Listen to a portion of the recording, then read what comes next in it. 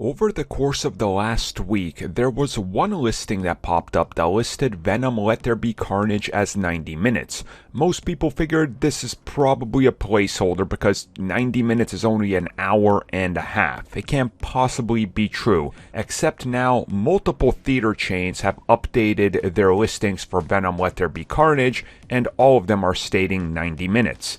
This, as one would assume, has plenty of people worried. This has caused all sorts of discourse among fans, so let's get to it. So as most of you know, I have firmly stated multiple times that the film should be as long as it needs to be from the perspective and the views of the studio and the director. If you make it too long, sometimes you're padding out too many unnecessary scenes. We've seen that this year. If you make it too short, sometimes you're leaving stuff on the cutting room floor that could actually help out the entire runtime of the film and the entire film. Sometimes it can go either way, and sometimes it's literally just perfect right in the middle. They balanced everything right. 90 minutes, any way you slice it, is very short. I don't think anybody is going to argue against that. I mean, an hour and a half, meaning an hour and 23 minutes without the credits. Like, there was Game of Thrones episodes that were longer than this. So what story can you really tell?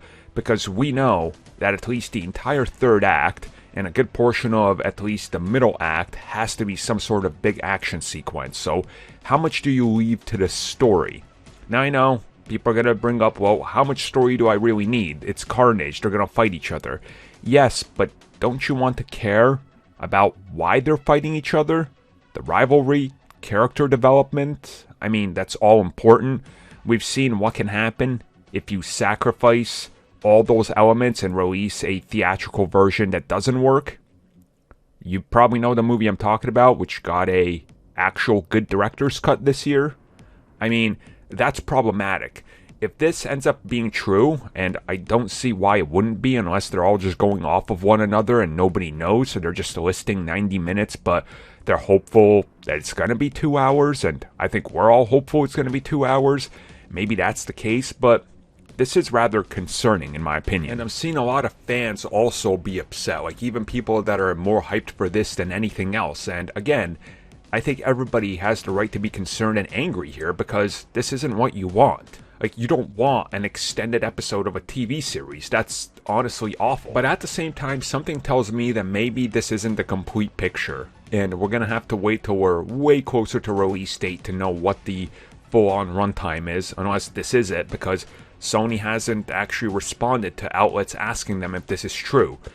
I mean, you would think that if it wasn't, they would want to come out there and go, no, it's definitely not 90 minutes, because then videos like this and articles wouldn't be popping up going, well, this is concerning and a terrible choice. I mean, that's at least how I see it.